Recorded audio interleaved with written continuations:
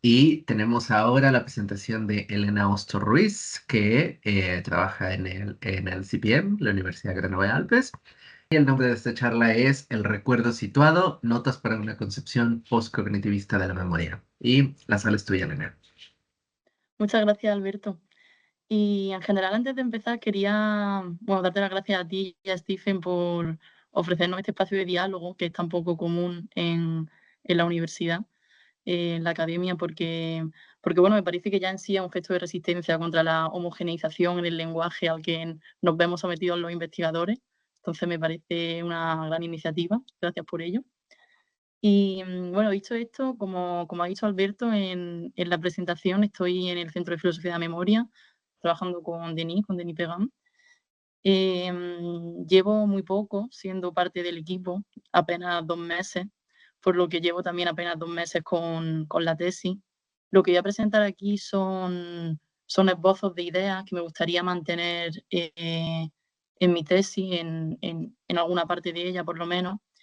Pero bueno, son ideas que todavía estoy empezando a desarrollar, por lo que aviso que probablemente salga yo ganando de la charla, porque seguramente el feedback y los comentarios que me deis sean muy fructíferos para mí, mientras que, como veréis, la charla, pues las ideas son incompletas, apuntan más bien a direcciones, a problemas que me gustaría tratar. Y bueno, dicho eso, mi punto de partida es la pregunta acerca de la posibilidad de una noción de memoria episódica en términos postcognitivistas. Antes de nada, voy a explicar un poco qué entendemos por poscognitivismo. Luego trataré de aplicar estas asunciones a lo que es la memoria episódica. Veremos que adoptando estos compromisos se nos queda una postura que es bastante similar al activismo radical, propuesto por Hutto y Mint. Y luego me preguntaré acerca de si es necesaria una nueva noción de causalidad al hilo de esta nueva noción de memoria episódica. Y, y eso será todo en general. Em, Estoy empleando aquí el término postcognitivismo como un término muy amplio, una noción paraguas, que es sinónimo de cognición 4E o cognición situada.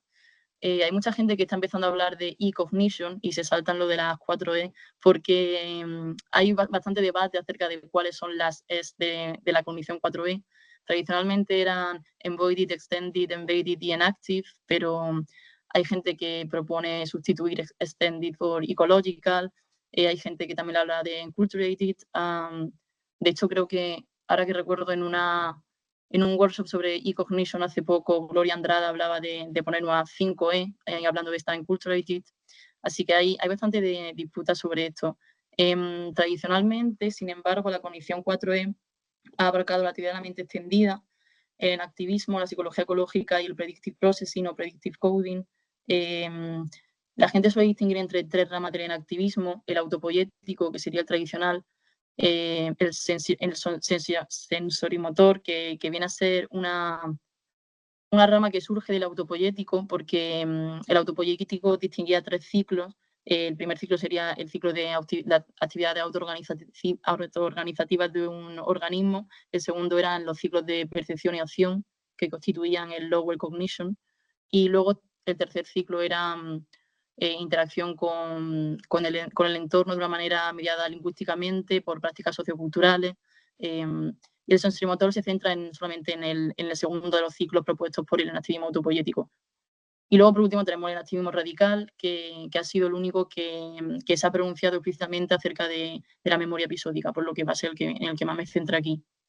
La psicología ecológica también es una de las teorías que se agrupan bajo la cognición 4E, que fue propuesta en los 60, pero que ahora hay gente que está volviendo a retomar, tanto desde la filosofía de la mente como en psicología experimental también.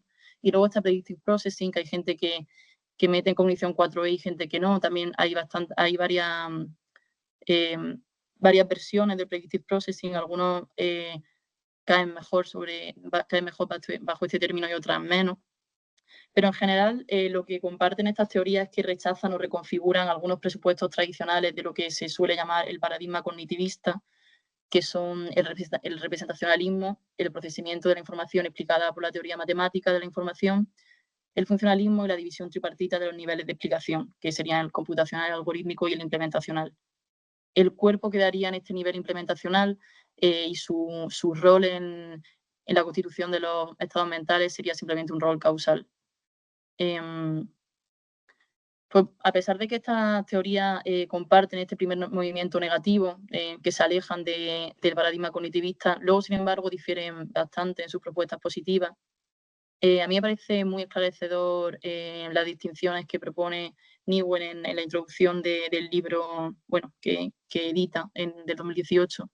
Y él propone que cuando estemos ante una teoría que se supone que es de cognición situada, nos preguntemos primero si los fenómenos mentales están constituidos por procesos extracraneales en un sentido débil o fuerte. Bueno, esta distinción se equivale también a la distinción que ya propuso Wheeler acerca de materialidad implementacional o materialidad vital. Y la idea es si los procesos extracraneales simplemente desempeñan un rol causal o si desempeñan un rol constitutivo, de manera que si cambiamos los procesos extracraneales también cambiaríamos el estado mental de una manera fundamental. Y luego la otra distinción que hace es sobre si estos procesos extracraneales se entienden como corporales, como extracorporales o como ambos.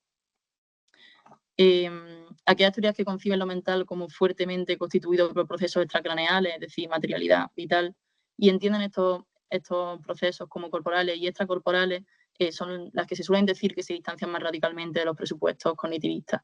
Y ahí encontramos el activismo y la psicología ecológica, sobre todo. Ambas teorías comparten una idea que a mí me parece muy relevante, que es que los fenómenos cognitivos tan solo pueden ser explicados a un nivel personal, a un nivel agencial o a un nivel ecológico, que es la interacción de la gente con su entorno.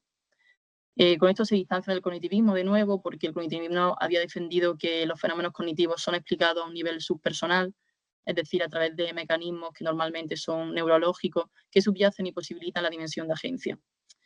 Estas teorías acusan al cognitivismo de incurrir en lo que Hacker y Bennett en su libro de 2003 llamaron una falacia meriológica, que es la falacia por la cual se trata de adscribir una propiedad del todo, el sujeto, a una parte, que son los mecanismos neurológicos, en este caso.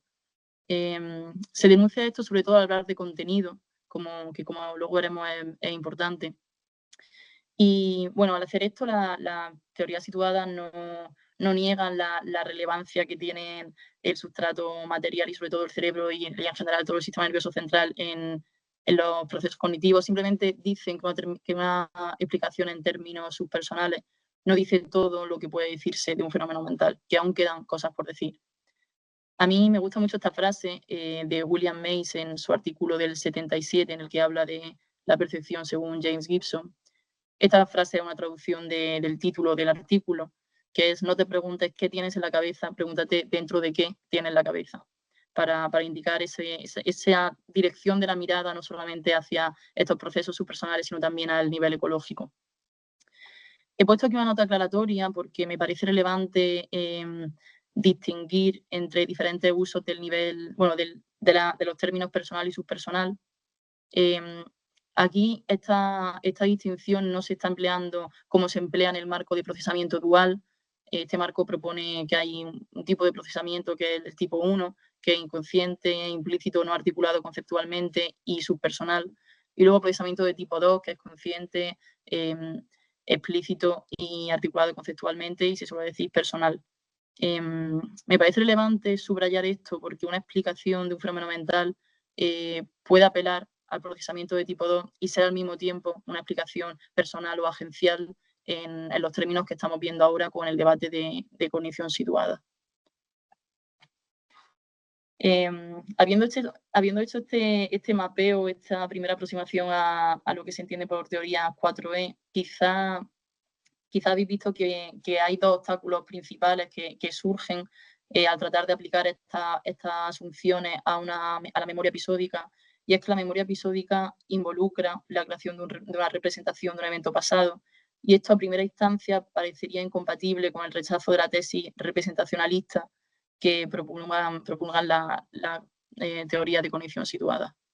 Y, en segundo lugar, tradicionalmente la creación de esta representación se explica apelando a un contenido almacenado en memory traces, y esto también parece incompatible con el rechazo de una explicación en términos subpersonales. Me gustaría explicar por qué A no es realmente un problema, y es que las teorías de cognición situada rechazan que la noción de representación constituya la noción explicativa fundamental de los procesos cognitivos. Es decir, se oponen a la idea de que la mente sea primariamente representativa, pero esto no implica que no haya procesos que involucren representaciones, que suelen ser los higher cognition y donde encontraríamos la memoria episódica. La pregunta, por tanto, no es tanto si existen representaciones a nivel mental, sino cómo explicamos la base de nuestra actividad mental, cómo explicamos esos procesos que son lower cognition y cuál es la relación de esta actividad con procesos cognitivos superiores. Por lo que una explicación situada sería compatible con representaciones al nivel de la memoria episódica, mientras se defienda que la percepción y la acción como casos paradigmáticos del lower cognition no involucran un contenido representado, están fuertemente constituidos por la interacción del sujeto con su entorno a través del cuerpo y están a la base del resto de procesos cognitivos y también a la base de la memoria episódica. Dicho esto, también me gustaría comentar que B no es un problema, porque, bueno, como la mayoría sabréis, la filosofía de la memoria está experimentando ahora mismo una transición hacia una concepción de las memory traces como no portadoras de ningún contenido, lo que alguna gente ha llamado contentless memory traces o traces disposicionales. Aquí tenemos a Felipe, que creo que ya se desconectó. Y la idea fundamental es que al nivel neuronal tan solo encontramos la reactivación de un mismo patrón neuronal que es lo suficientemente similar al patrón neuronal que se activó en el momento en el que se vivió la experiencia que se recuerda.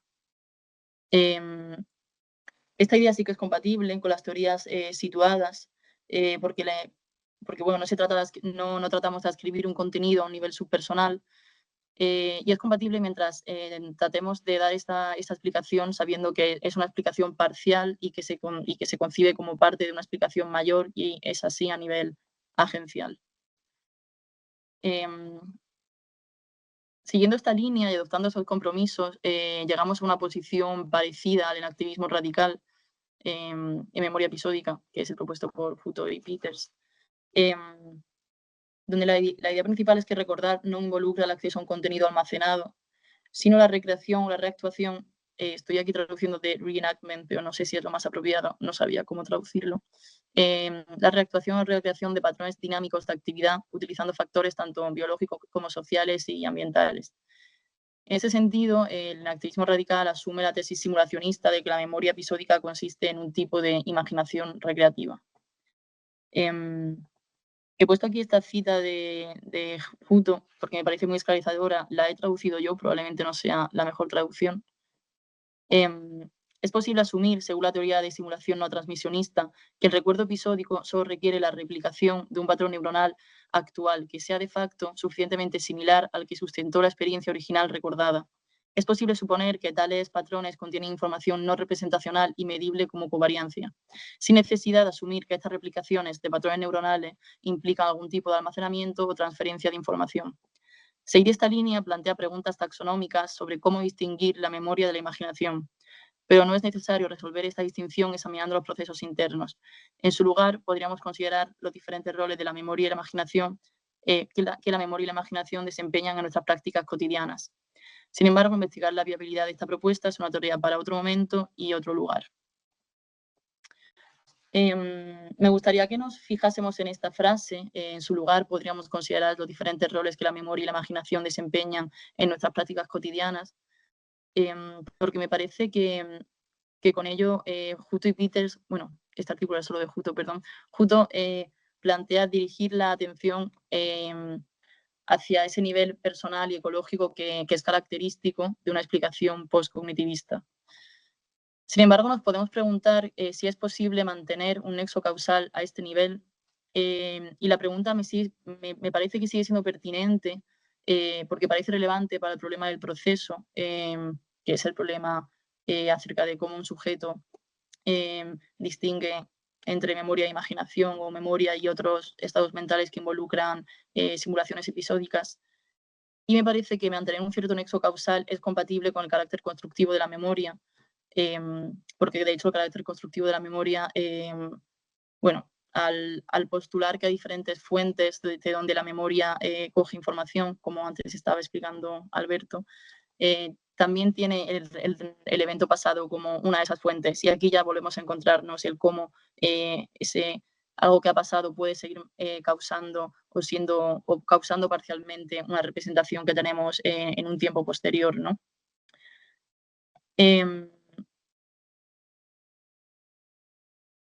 Y bueno, tomando de nuevo aquella frase de Mace que decía que, lo, que, que tenemos que mirar dentro de qué tenemos la cabeza. Me parece que aquello dentro de lo cual tenemos la cabeza es un mundo que ha cambiado por nuestra actuación en él y que la apelación a un nexo causal a nivel subpersonal se vuelve superflua cuando nos percatamos de que estamos completamente embebidos dentro de ese nexo causal que constituye el presente respecto al que nuestra trayectoria vital es pasado.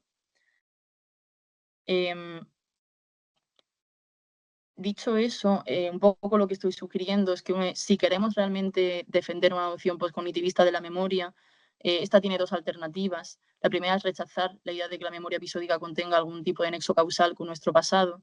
Digo que la rechazaría porque, como he explicado antes, una noción postcognitivista es incompatible con una causalidad que se entiende como un contenido almacenado a un nivel subpersonal, pero sí que es compatible con la postulación de ese nexo causal a un nivel personal y ecológico, y esta sería la segunda de las alternativas.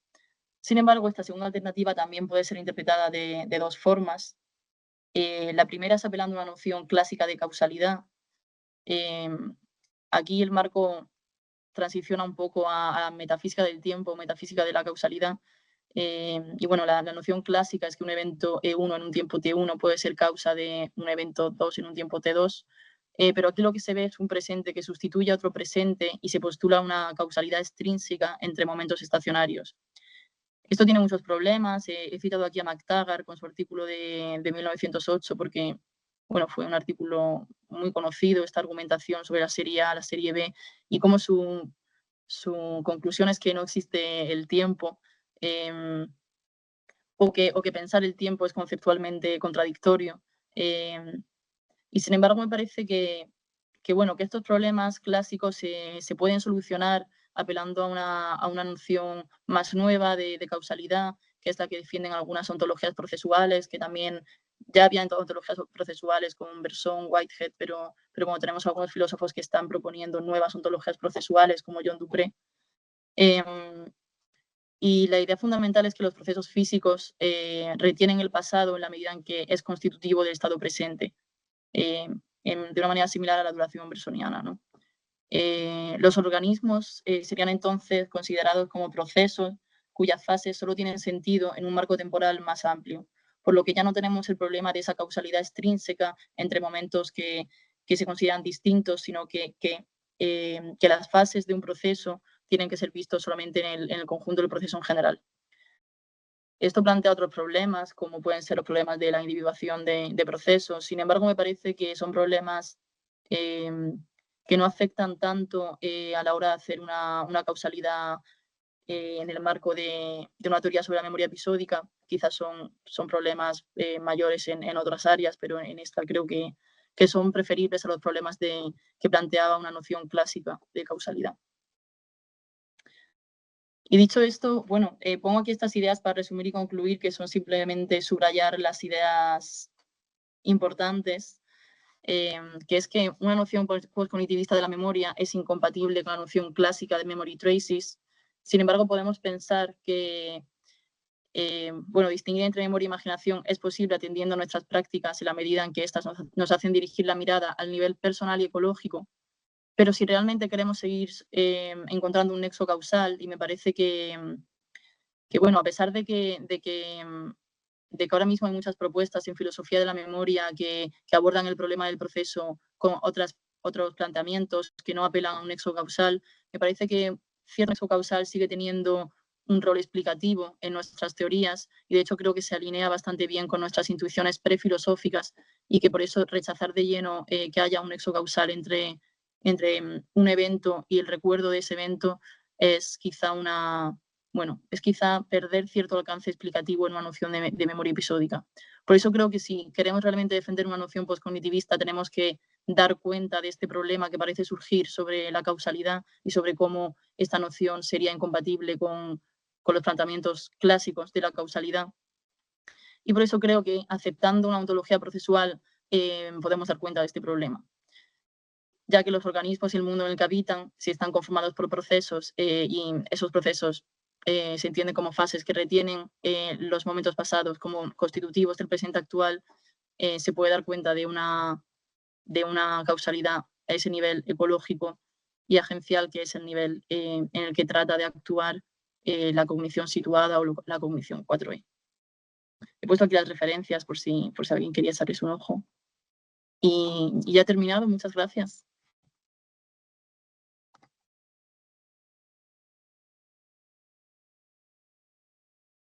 Muchas gracias, Elena. Muy interesante esta presentación. Y bueno, vamos a ver, ¿hay preguntas? Sí, tenemos por aquí dos preguntas. Yo me sumo a la lista en la tercera. Entonces comenzamos con Marcela. Adelante, por favor. Hola Elena, muchas gracias por compartirnos tu trabajo. Si tienes chance de conectarte mañana, que de hecho yo voy a dar mi ponencia, creo que podemos encontrar por ahí algunas similitudes y sobre todo inquietudes que tenemos respecto a precisamente esta necesidad que se hace cada vez más evidente de un marco teórico, ¿no? En el que entendemos y estudiamos la memoria, es parte también de lo que yo trabajo. Y bueno, también estaría buenísimo a ver tú qué piensas desde lo que estás haciendo, ¿no? Y a mí me surgen algunas dudas conceptuales de lo que acabas de exponer que me gustaría a ver si las puedes profundizar un poquito más, ¿no? Por ejemplo, ¿qué estás entendiendo cuando dices nivel personal? ¿No? Esa sería una. ¿A qué te refieres por nivel personal? La otra sería, también a qué te refieres cuando hablas de fases, de una transición entre fases, qué es lo que constituiría una fase y entonces por qué necesitamos esta idea de la transición.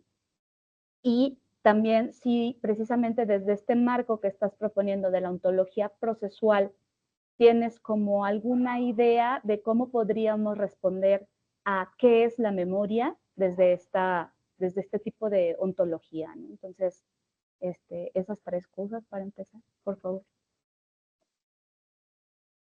Gracias, Marcela.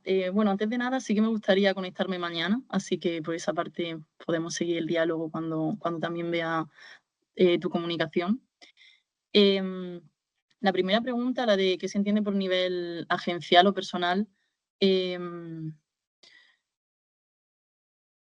es una noción que sobre todo plantea el activismo autopoyético, porque en ese primer ciclo que he explicado antes sobre la autoorganización de los organismos, la idea es que en esa autoorganización surge lo que es un nivel personal, que es el nivel en el que un organismo responde al entorno en su totalidad, ¿no? Por eso, bueno, también en el activismo autopoyético también ha propuesto también varios modelos computacionales, varios modelos de comportamiento, y lo que tratan es de entender, de meter todas estas variables que hacen que un organismo responda como un todo, y no de tratar de dar cuenta de las reacciones de un organismo simplemente tomando partes del organismo y no el todo, ¿no? Que es, por ejemplo, lo que, bueno, si solamente nos quedamos con el sistema nervioso central, con el cerebro, ahí tenemos una explicación subpersonal en este sentido, porque no estamos tratando al organismo en su totalidad. Luego la noción de nivel ecológico, que está relacionada pero no es la misma, surge más bien de la psicología ecológica, de los trabajos de Eleanor y James Gibson. Y ellos de hecho van un poco más allá, aunque el activismo luego sensorimotor también coge esta idea, pero ellos van más allá y piensan que la unidad mínima de análisis no es el agente, sino la agente en interacción con el entorno. Que si realmente queremos dar una explicación sobre los fenómenos mentales, ni siquiera tenemos que mirar al agente, sino que hay que mirar necesariamente al complejo agente-entorno, y que si no simplemente nos quedamos con una explicación secada de los procesos cognitivos. No sé si con esto respondo a tu pregunta. Y luego la segunda pregunta, la pregunta sobre las fases, creo que la pregunta, corrígeme si me equivoco, era cómo podemos distinguir de una fase de otra, cómo podemos individuar las fases. ¿Hoy se congeló? Creo que se congeló, sí. ¿Se va?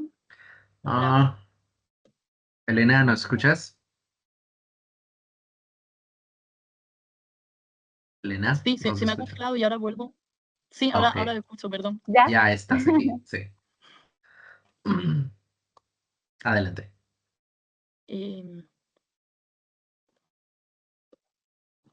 sí, Ay, disculpa, Elena, no, vale. creo que no te alcanzamos a escuchar esta última intervención que estabas teniendo porque justo te congelaste. Vale, perdón, sí, el internet no va demasiado bien. Te preguntaba a ti, de hecho, si la pregunta era como sobre cómo podemos individuar la fase de un proceso, ¿era esa tu pregunta? Pues sobre todo como este sentido más amplio del cómo entender la fase como Pues en este contexto, ¿no? ¿Qué sería una fase y precisamente por qué necesitamos como esta idea de la transición entre fases? Quizá al quedar un poco más claro ese concepto, sería un poco más intuitivo el pensar en las transiciones, pero ¿a qué te refieres, no? O sea, sí.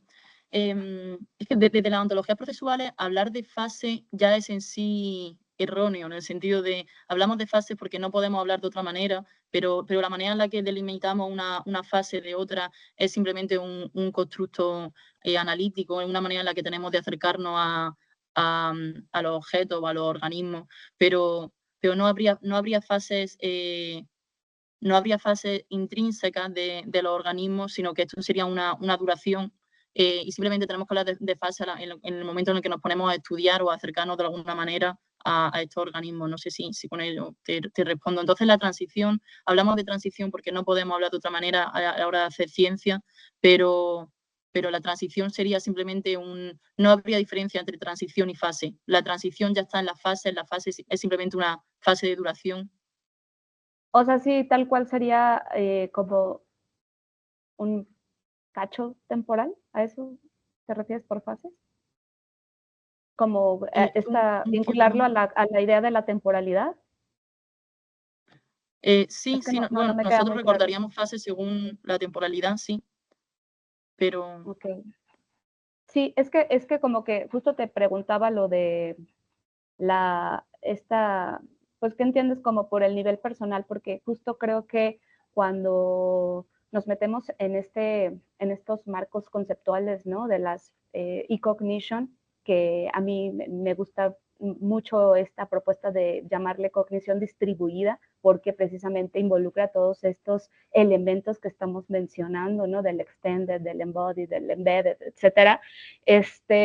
Me parece que hay una tensión, ¿no? O sea, si defendemos una postura distribuida que considera todos estos elementos que acabas de mencionar, me parece que sigue habiendo una tensión si nosotros seguimos separando que hay un nivel personal por un lado y un nivel ecológico, ¿no? Creo que precisamente parte de la tarea es de diluir esa separación que estamos haciendo, ¿no? Porque si no, estamos realmente vaya, cayendo como en la misma recursividad de decir que por un lado hay un organismo y por otro lado hay un entorno que sí le podemos dar muchísimo énfasis a la idea de que interacciona el uno con el otro, pero lo seguimos separando. Entonces creo que para mí el ir radical es eso, ¿no? El diluir esa separación que solemos hacer entre la idea del organismo por un lado y la idea del entorno. Y creo que justamente el decir que hay un nivel personal refuerza, ¿no? Esa separación. Entonces, por eso te preguntaba cómo estabas entendiendo esto del nivel personal,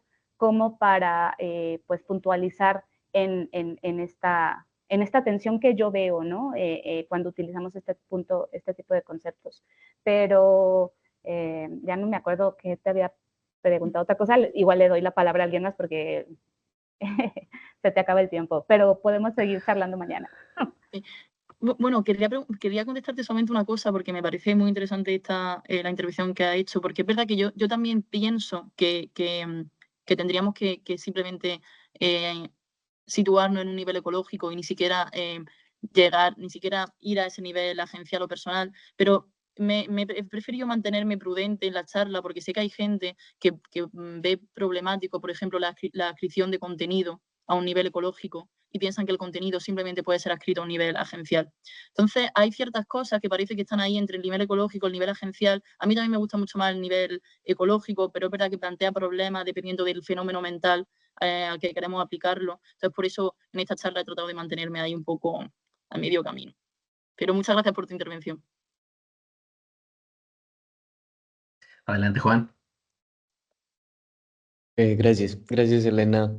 Muy interesante la presentación. Em, dos preguntas. Una creo que va en la dirección de una de las preguntas de Marcela. Em, pero no sé, quiero hacer la pregunta como de una manera un poquito más ingenua. ¿Qué tan, qué tan coherente es el marco de la cognición 4E? Porque parece que como imaginemos qué tipo de casos de recuerdo necesitaríamos para mostrar la plausibilidad de, de las tesis de la 4E. Entonces, no sé cómo, o bueno, no, permíteme reformular la pregunta, como usualmente se cree que si eres un activista, apoyas la hipótesis de la mente extendida. Entonces, en activism implica extended mind, pero no la otra forma, ¿no? La extended mind no implica el enactivismo. Y hay también como ciertas tensiones en el marco teórico cuando se habla de embedded cognition, porque algunas de las maneras en las que la gente habla de embedded cognition parece defender una tesis más moderada, según la cual hay ciertos roles causales que los recursos en el entorno, em, que los recursos en el entorno, perdón, de los sujetos tienen ciertos efectos en procesos que ocurren, que últimamente ocurren en el cerebro de los sujetos. Y eso no es lo que defienden ni el enactivismo ni la mente extendida. Entonces, no sé, la primera pregunta básicamente es, ¿cómo ves tú la coherencia del marco teórico? Porque parece que con la idea ¿cómo lo dijiste? El término paraguas de postcognitivismo parece sugerir como que hay una manera de dar sentido, como de resolver ciertas tensiones que hay entre las cuatro ideas que hay detrás de las cuatro E. Y me gustaría saber como que si podrías decir un poquito más sobre la coherencia del marco teórico. Bueno, perdón, eso fue una manera muy larga de hacer una pregunta muy simple. La segunda pregunta, Disculpa, Juan. Si quieres, le damos chance a Elena de que conteste la primera y dale. ahorita plantea la segunda, va. Elena. Vale, genial. Sí, gracias por la pregunta porque además me posibilita profundizar un poco en algo que, como tú dices, es importante. Em, claro, esta coherencia del marco teórico en general es un problema si nos quedamos con todas las teorías simultáneamente y por eso he tratado de plantear estas distinciones y luego decir que en realidad me quedaría más bien con psicología ecológica y en activismo, porque, bueno, hay alguna gente que critica la teoría de la mente extendida, o bueno, la critica, piensa que no es una teoría situada, porque depende de cómo planteemos esa extensión o esta extensibilidad de la mente, parece que podemos tener simplemente un tipo de funcionalismo extendido, ¿no? Y en el funcionalismo no tenemos esa materialidad vital de la que hablaba Wheeler. Entonces, por eso quiero plantear esos términos, porque, por ejemplo, en la primera ola, incluso también la segunda ola de la mente extendida, parece que estamos simplemente en ese funcionalismo extendido, que esto es lo que han dicho alguna gente, sobre todo desde la psicología ecológica, tratando de dar un marco un poco más teórico a la cognición situada. Y luego el predictive coding le pasa un poco lo mismo, sigue siendo una teoría representacionalista. Hay algunas versiones que tratan de entender las inferencias bayesianas del predictive coding como en términos de covariancia y en ese sentido se acercan al activismo y a la psicología ecológica y serían más radicalmente teorías situadas, pero si me preguntan mi opinión, yo pienso que la teoría de la mente extendida en su versión clásica no es cognición situada y la teoría y el predictive coding en su versión clásica tampoco es cognición situada. Y luego entre activismo y psicología ecológica hay también divergencia, pero parece que están de acuerdo en más cosas, ¿no? Sí, soy de acuerdo. Yo creo que hay ciertas decisiones teóricas a, que hay que tomar, pero sí, gracias.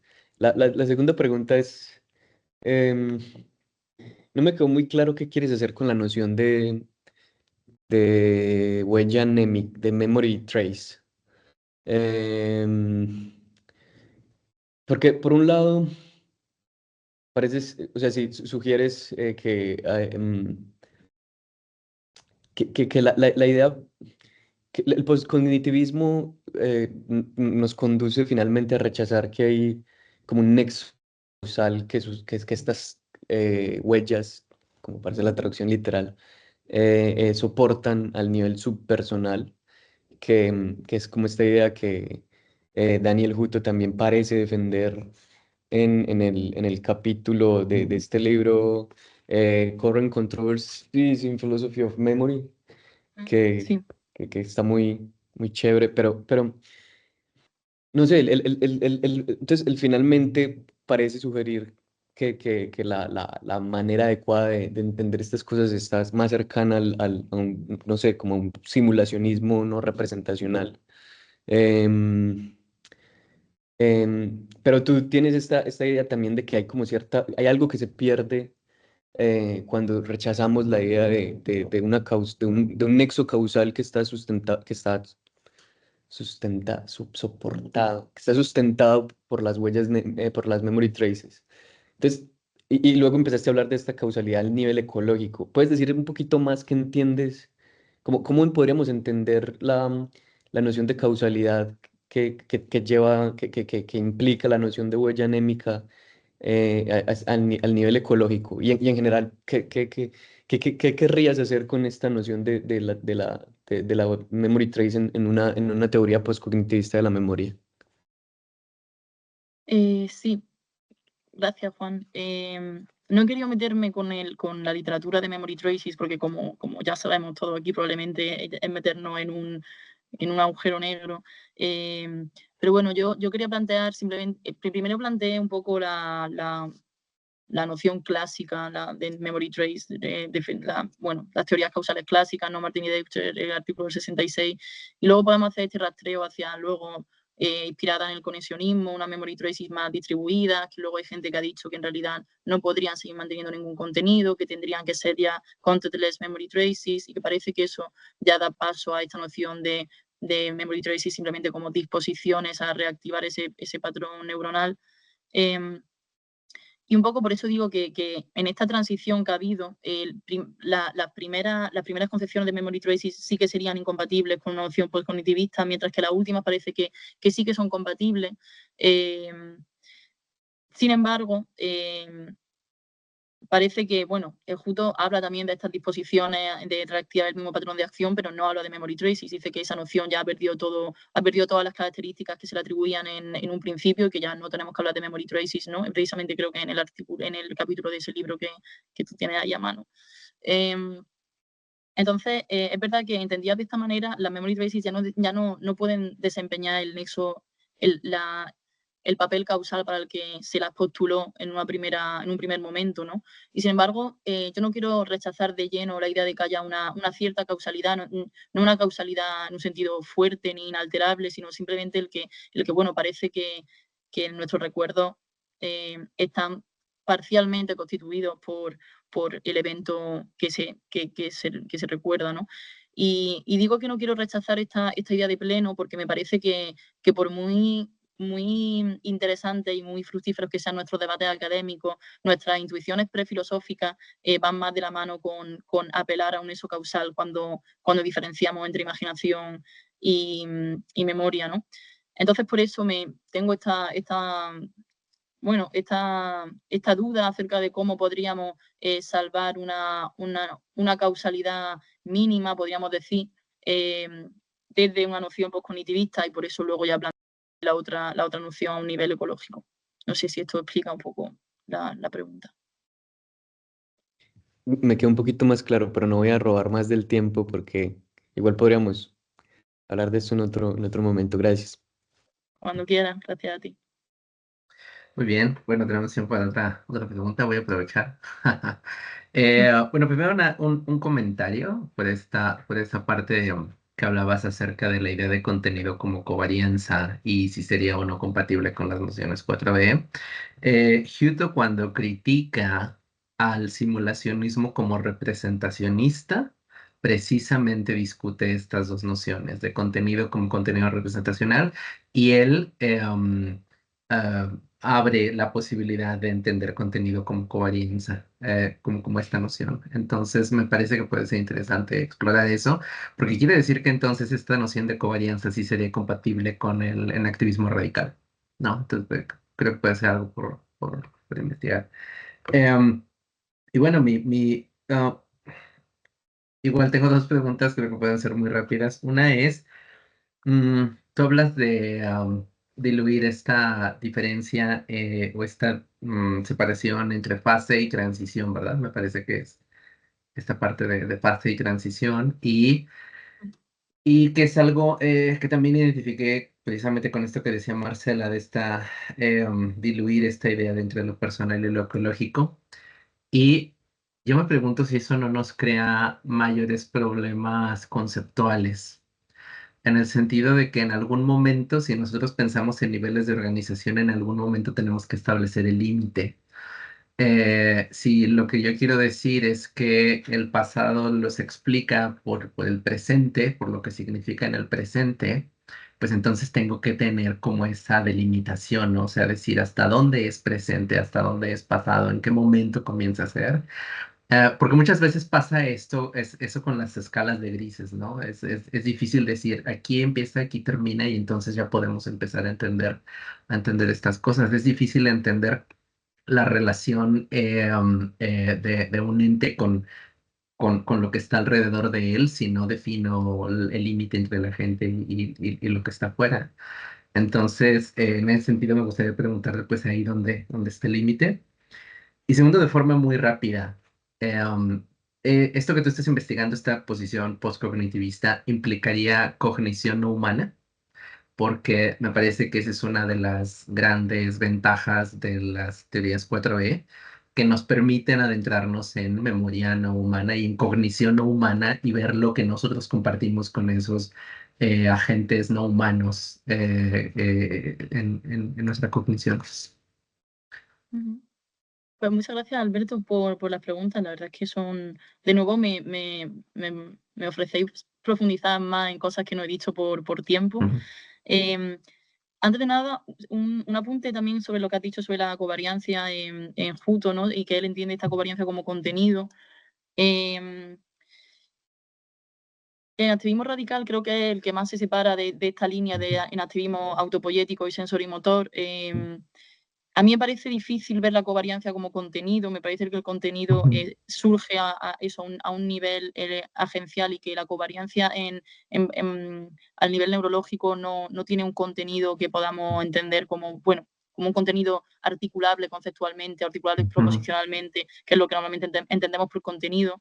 Y de hecho también Disculpa, hay... Elena. Perdón que te interrumpa nada más. Creo que se entendió mal lo que dije. Justo hace la diferenciación entre contenido y covarianza. O sea, da las dos diferentes. O sea, él no dice que el contenido es una covarianza. Perdón si lo dije Vale. mal. Perdón si lo dije mal. Vale, Perdón, es que ya me perdón. estaba sorprendiendo a mí, digo, no sé, No, no, quizá no, no, no, no. hace mucho que leí a Judo y digo, quizá ahora Sí, ha no, dicho no. recientemente que podemos entender este contenido y que entonces hay dos tipos de contenido. Claro, Sí, no. No, no ya creo. me extrañaba a mí. Va, Vale, va, sí, sí. va más radical cada vez, entonces no creo. Claro, no, sí. Entonces, además, el problema de lo del contenido es que no tenía ningún sentido. Vale, sí, sí. Vale, sí, perdón, porque me he rayado mucho con tu comentario y no sabía muy bien qué contestarte. No, no, no. Em, Perdón yo que no lo dije claramente. Claro, ya decía yo, quizá ahora ha distinguido entre un contenido como covariancia y ese sí lo acepta y luego a nivel, y luego ya, bueno, pues sigue manteniendo todo esto el problema duro de contenido y tal. Y por eso lo he comentado. Vale, pues sí, entonces no tengo nada que decirte sobre eso. Y luego la otra cosa que dice sobre, sobre el presente y cómo podemos establecer estos límites. Yo me parece que una cosa es entender fases, entender que un proceso tiene fases y que ahí sí que parece que la manera en la que recortamos las fases es una manera que atiende a criterios prácticos de cómo queremos estudiar ese organismo, ese objeto de estudio, pero me parece que se puede mantener eso y al mismo tiempo mantener que el presente al mismo tiempo mantener que existe cierta noción del presente, ¿no? Que sería, a mí me gusta ver el presente como un presente perceptual, y en esto hay varios estudios sobre que parece que nuestra experiencia fenomenológica del presente está entre 3 y 4 segundos, y eso sería un presente en un marco perceptual. Y luego ya podemos poner límite, decir, bueno, no, voy a entender presente como, bueno, como algo más amplio, algo menos amplio en función de nuestras necesidades prácticas de qué objeto queremos investigar, ¿no? Quizás en sociología no diríamos que el presente es un presente perceptual, diríamos que el presente, pues bueno, es una fase histórica o algo así. Entonces me parece que por una parte podemos defender que no haya fases delimitadas en los procesos, y al mismo tiempo decir que para nosotros en un presente dado, ese presente es un presente perceptual, que luego sin embargo no vamos a poder diferenciar cuando ese presente ya no está. Y sobre la condición no humana, sí, completamente. Es decir, las teorías 4E precisamente así es un marco que se aplica mucho a teorías a discusiones de condición mínima. A mí me interesa mucho también las discusiones de las teorías de condición mínima. Me parece que sin embargo tenemos que distinguir entre tratar de atribuir memoria episódica a organismos no humanos, que por ahora es algo difícil, y tratar de atribuir otros tipos de memoria, que me parece que sí hay otros tipos de memorias más corporales en otros tipos de organismos, ¿no? Y sí, me parece que esa línea es muy fructífera. Muy bien. Bueno, pues muchas gracias, Elena. Nuevamente un aplauso por tu presentación. Me parece que estás trabajando cosas muy interesantes. Y no se pierdan el viernes, que justamente vamos a tener una discusión de Gabriel sobre la memoria episódica en animales no humanos. Entonces, me da gusto ver cómo se conectan nuestras charlas, ¿no? Entonces, muchas gracias, Elena.